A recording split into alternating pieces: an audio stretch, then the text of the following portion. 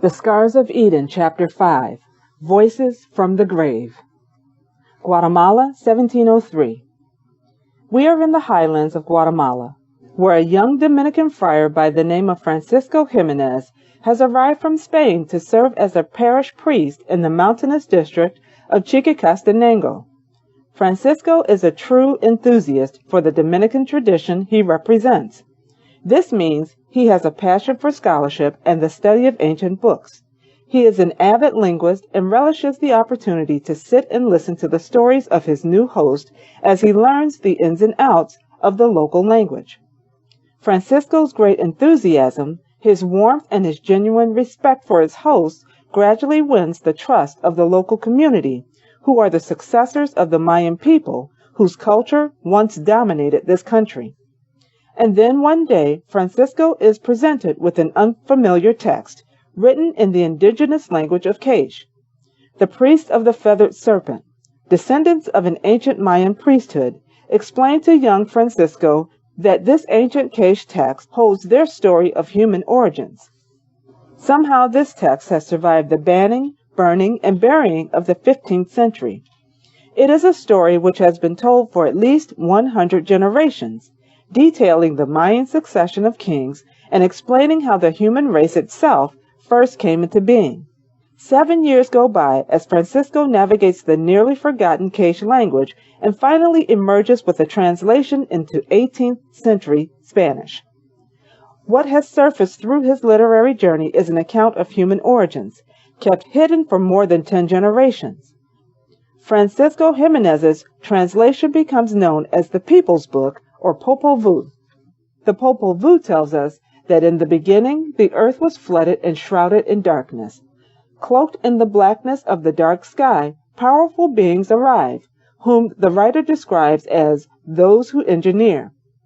As the enigmatic engineers hover over the waters of the dark and flooded terrain, they discuss how they might nurture the life on earth, life in the waters, plant life, animal life, and sentient life.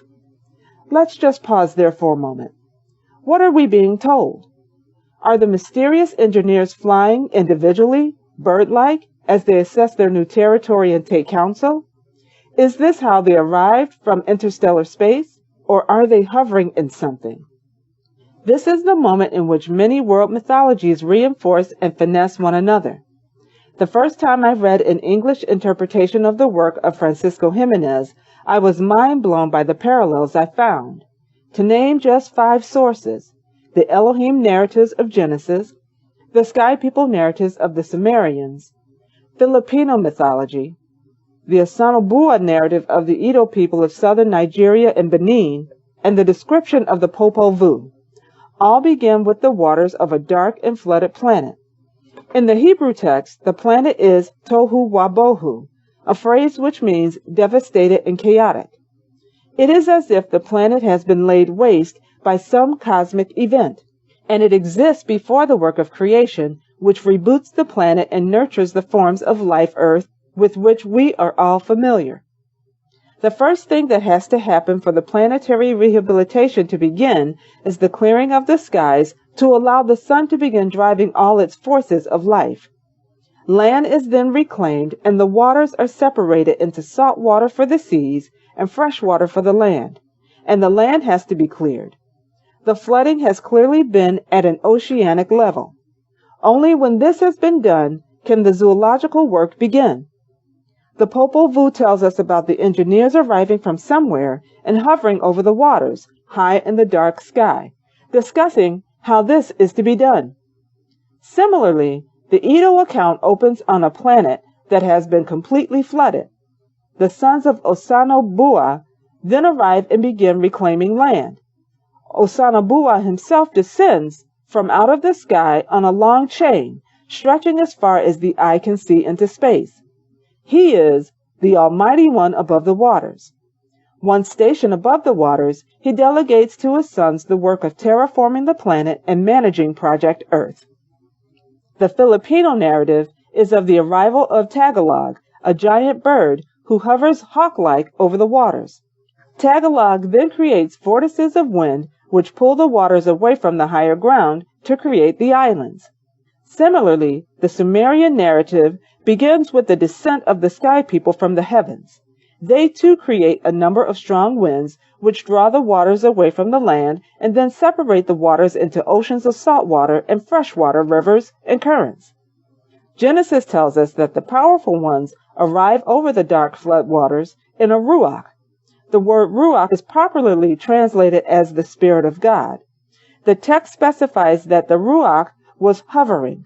The word for hovering, merafet, is the word the Bible uses to describe how birds of prey hover in the sky, appearing to float in the air without moving their wings. This is what the powerful one's ruach was doing. It was hovering in the sky without moving any wings. I learned this detail from Mauro Biglino, a scholar of ancient Hebrew who for many years worked for the St. Paul Press in Rome, translating with great precision the literal meaning of Hebrew words for Vatican-approved interlinear Bibles. Providing the interlinear meaning is a very exact discipline. The scholar must be rigorous in avoiding any kind of interpretation of the word and give only the literal, etymological meaning of each word part. So it is with that degree of precision that Mauro explains in his writings that the use of the ruach elsewhere in Hebrew literature shows that the word means either a wind or something flying through the air and creating a wind. Interestingly, this meaning has survived in the Ethiopian Amharic word roha.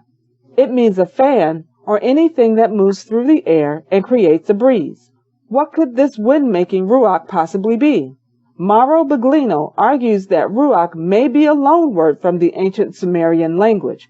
He notes that the pictograph for ruach in the archaic Sumerian cuneiform depicts two elements. The first element is a body of water. Hovering above the water is the second element, a motif which could be seen as a giant eye, although to the 21st century viewer it is difficult not to see it as a flying saucer. A flying saucer hovering over a body of water is pronounced ruach. Get the picture? Now, it's fair to say that not every expert in the field agrees with this reading. But to corroborate Biglino's interpretation, the prophet Ezekiel gives us a significant help in a later biblical text. In his book, Ezekiel takes quite some time to describe in great detail what a ruach actually looks like. The one he describes is on omnidirectional wheels and is metallic and silver in color, with a canopy of crystal clear glass. The particular ruach he saw and flew in arrived in a rack from the sky. It flies, transports people, and makes a loud roaring sound when it moves.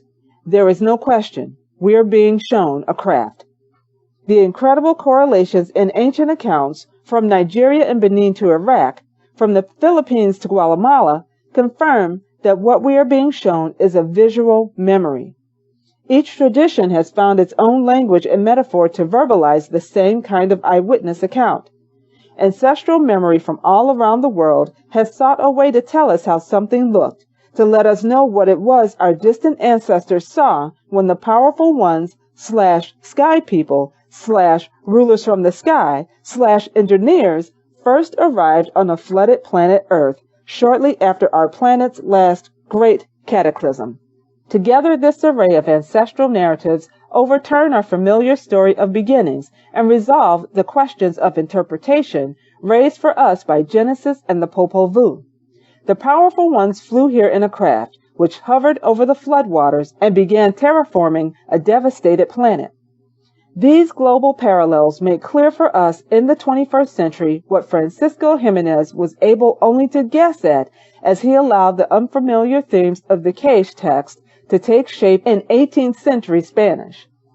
Yet what did take shape was more than clear enough for Francisco to easily understand why this indigenous Guatemalan story of beginnings had seemed so unacceptable to the imperial forces that had banished and buried it 2 centuries before. Following their dramatic arrival in the Popol Vuh, the engineers then commenced a sequence of experiments aimed at producing a species of beings who will be intelligent enough to serve as a useful workforce, but with sufficient inbuilt limitations to make them easily managed. Just the same as in Genesis, the figure responsible for upgrading the humans from an animal state is identified with the serpent. Kuakumats, aka Kukulkan, aka Quetzalcoatl, is the flying or feathered serpent. As the story goes, Quetzalcoatl's first attempts to engineer a useful slave species produced unsatisfactory results. The resultant creatures were either not intelligent enough to serve, or they had no interest in worshiping or serving their superiors. So they were eradicated with a flood. The survivors of these unsuccessful genetic experiments are, according to the Popol Vuh, the ancestors of the ape-like creatures who live in the forest, a rather intriguing footnote which has us and apes sharing a common primate ancestor. Quetzalcoatl's next attempt produced a magnificent result. Homo sapiens quetzalcoatlus was everything that we are and more. In addition to having all our cognitive abilities, Homo sapiens quetzalcoatlus were able to see beyond what was presented to their immediate senses. They could anticipate events before those events unfolded. Consequently, they were not easily deceived. They were clever, and the hint is they could even remote view. This, of course, left the rulers without much of an advantage. Feeling rather threatened, the engineers confer and quickly agree that Homo sapien quetzalcoatlus is clearly too advanced, far too conscious to be easily managed. So the engineers then set to work again. This time, their research leads them to manufacture a special vapor. When sprayed over human populations, the vapor debilitates the human's neurological function, diminishing their abilities to a more manageable level. Thus adapted, Homo sapiens sapiens were dumbed down sufficiently to see only what they were shown and understand only what they were told, just intelligent enough to be avatars for us, the engineers, to work for us and bring us our food. We were the satisfactory result. This was the story of our origins, which the Roman Catholic colonizers had done their best to extinguish back in the late 15th and early 16th centuries. The indigenous story was clearly an affront to the neat and tidy narrative of Christian orthodoxy.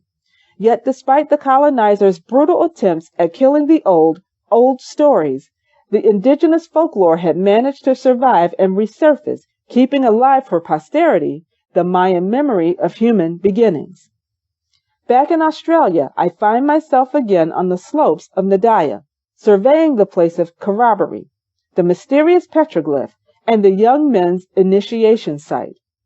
To know that this sacred place in my home city has been zoned for townhouses and tennis courts is to know that the ages-old pattern of colonizers obliterating indigenous knowledge is a story as alive as ever.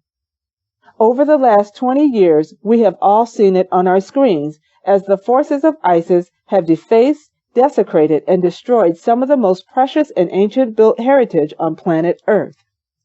Some of my friends in defense have seen it firsthand. In the pages of Escaping from Eden, I tell the story of Jorg Fassenbender's team. His was an archaeological team that entered Iraq with the protection of Allied forces within days of George W. Bush's incursion into the country in 2003. Fassenbender spoke excitedly to the BBC, explaining that the site they were entering showed evidence of being the tomb of the Sumerian king of legend, the hybrid being by the name of Gilgamesh. What would they find? What might DNA analysis reveal? Here was a once-in-a-lifetime opportunity to test the claims of the ancient Sumerian narratives of sky people modifying our ancestors. Were these stories pure fiction, or were they rooted in fact? Those of us who heard the story held our breath, but within days the story went silent. And in the nearly 2 decades since the find, we are expected to believe that no further investigation has been made. As Escaping from Eden has begun to make its presence felt, I have come to understand, through first-person testimony, that the story of the Gilgamesh find was just one part of a bigger and even more fascinating picture. At the time of the 2003 invasion of Iraq, the world looked on, uncertain as to the motive behind the war. Was it simply about the access of oil? Was it to insert a new regime more amenable to U.S. interests? Was it to confiscate weapons of mass destruction? Of course, wars have many layers and many agendas may be served by a single incursion. The confusion as to why we are aggressing our way into someone else's country is felt most painfully of all by the brave servicemen and women who have to effect the invasion. It has been from this quarter that I have learned that on arrival in Iraq, among the units deployed, some were tasked to manage military threats and others to quarantine areas of political and economic importance. There were yet other units who were deployed with a more intriguing assignment. Their mission was to obtain artifacts from archaeological sites and remove them to the USA for analysis and protection. It would be difficult to exaggerate the importance of such retrievals. The archaeological sites in question relate to the most ancient known narratives of human civilization, those of the ancient Mesopotamian cultures of Sumeria, Babylonia, Akkadian, and Assyria. Any artifacts from the sites concerned would have a direct bearing on the authority of narratives that predate every civilization and every religion on planet Earth today. What then were the recovered artifacts? What were the stories they carried? And why did they have to be removed and secreted away? Are they being protected for posterity, or have they been hidden from history? Back in the 4th century CE, when Theodosius' legislation off-cited any narrative that dared to contradict the new Christian orthodoxy, the many guardians of indigenous history knew they had to safeguard their own artifacts from the protection of imperial forces. If their ancient narratives were to survive, they would have to do so in texts buried in caves in the Nag Hammadi Desert, or in the underground meeting places of esoteric and Gnostic sects. The knowledge passed ceremonially from one generation to the next. Sometimes the information would journey, hidden in plain sight, encoded in the metaphors and imagery of esoteric poems and myths. It was from the inspiration of such esoteric sources that later generations of scholars would be made to wonder about our true origins and the possibility of a wider cosmic family. One such student of esoteric knowledge was another Dominican brother, the Italian friar Giordano Bruno. Unfortunately, what happened to Giordano Bruno was to stand as a warning to 4 centuries of Christian believers never to dig up what our rulers have buried, never to learn forbidden languages or probe forbidden texts, and certainly never to bring ETs into the conversation. That is the end of chapter 5. Peace and blessings to you all.